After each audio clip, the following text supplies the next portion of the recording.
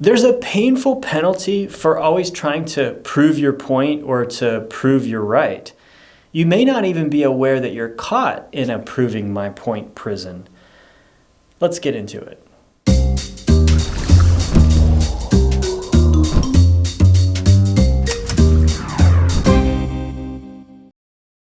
I'm right and you're wrong.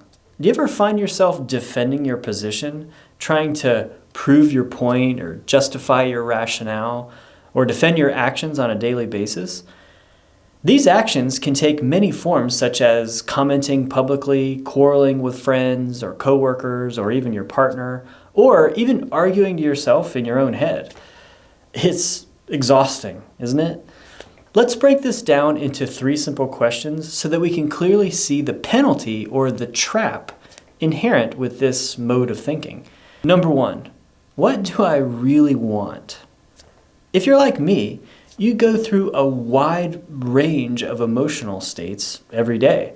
One moment you might be at work handling an angry customer complaint, and there's an anxious tension in the gut. And then, say the weather's nice, you go out for a midday stroll through the park, and you're like, this is great, I get a break. It's a peaceful feeling where it's light and airy, and you feel like you can breathe easily. You get back to work, and then you have this fierce debate with a coworker about a recent hot topic political issue. The temperature rises, the debate morphs from policy to personal barbs, and before the confrontation escalates any further, you leave the room. The rumination then continues while you're sitting at your desk for the next hour as you're fuming from within, asking, how can he possibly think this way? Then, later that day, you're clicking around on your phone, you find a hilarious video which prompts an uncontrollable cackle of laughter. That evening, you get a message from a friend whose parent just passed away, and you're gripped by sadness. Notice how we're ever changing our internal states throughout the day. We pop into one state of being, and then the next, and then the next, and then the next. Well, one of these states coincides with the feeling we get when debating and defending our position. How does that state feel to you? To me, it's like an anxiousness. It feels like I'm fighting, but verbally. Given the choice of all the states of being, would you willingly choose this state? Is it relaxing? Or inspiring? Is it uplifting? Of course not. So what is it that we really want? If you contemplate it deeply, you'll discover that being right isn't what you really want. What we truly long for is to have a life of ease and flow where our efforts make a difference in the lives of others. Although we prefer light, joyful states of being, we're certainly willing to endure hard work and some discomfort, knowing that we're contributing to something greater than ourselves. Isn't this what we all truly want? Taking a position, particularly one that's emotionally charged, almost always results in the opposition becoming more entrenched in their position. Question number 2, what is it that I'm defending? Anytime our emotional level rises while we're debating our position, we are, in a way, defending something. What do we feel needs to be defended? This is where you'll find highly plausible reasons for taking a position. Most high-functioning, intelligent people can clearly state their reasons for the backlash or their simmering anger. The reasons typically have something to do with personal values, because I hold this particular value in such a high regard. And there's no doubt that the closely held value is a worthy one. The value statement is often followed by a hypothetical scenario to further illustrate the rightness or the veracity of one's viewpoint. Now, for those open to hearing it, I would suggest that this is a highly effective mask for the true reason. What one is truly defending against is the web of belief structures that creates their sense of I. Consider this deeply. Make a list of I am statements. Notice how any particular argument that runs contrary to one of those identity statements requires defense.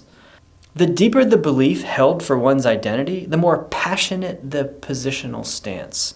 We cover awakening in other videos on this channel. The awakening process entails one realizing that they are not the conditioned beliefs they have about themselves. If you zoom out and consider the nature of all the heated "I'm right, you're wrong" arguments, you'll observe that each person is wearing this very same mask. They merely present a contrary argument because that person has been conditioned to believe they embody values that happen to be contrary to the ones you closely identify with. Number 3, what assumptions am I making? We argue our positions so passionately because we believe we know what will happen if we don't. Arguing gives us a feeling of power, the power of knowing. I know more than you do about X, therefore I am right, you are wrong. Subconsciously, the rationale is, if I don't respond and oppose their view, then things will spin out of control and the whole world will end. In a sense, by taking an opposition, I'm fighting to save the world. However, humans have a very poor track record of predicting what will happen in the future. It really is impossible to know what will happen because for any single event, there's an infinite number of causes. And it's impossible for any single solitary person to have a scope large enough to know what will happen. Each person is only directly aware of their own experiences. However, there's over 8 billion people who are also drawing upon and continuously reacting from their direct experiences. The other assumption that we make is that certain elements that we know to be true about the past will remain true for the future. Conditions and circumstances can change, and they can change dramatically and quickly. There was once a man who argued that the telephone would never take off. Why would anybody want to call somebody? That position seems absolutely absurd today, but seemed totally plausible at the time. By asking these 3 questions, what do I really want? What am I defending? And what assumptions am I making? You can discover a deeper truth about what you really are and how your mind keeps you stuck in story loops and forming identities. So, what can we do instead of taking an opposing position or trying to prove ourselves to be right? We can become curious.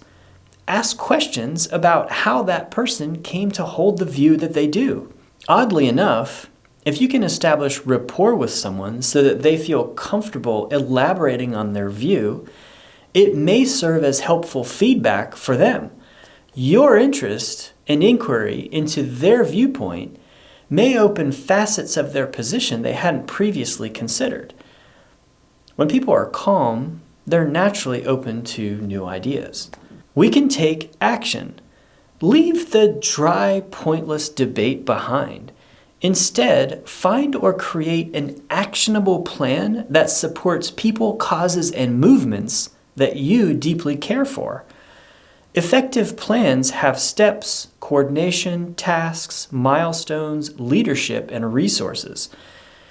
Coordinated action becomes a far more effective way to initiate change and also to spend your energy, rather than lashing back at the opposition out of fear that you may be losing ground in some way. Lastly, there is one bright spot to the noise and clamoring of the fruitless debates ringing through every corner of the internet, around the water cooler at the office, and down the town halls of every city. As one's internal state becomes less and less tolerable, one becomes more and more open to finding ways to rise above it. That's its purpose, to encourage one to seek a different way to happiness, a different paradigm. So that's it. That's all for today. Thanks for joining me. I look forward to seeing you next time.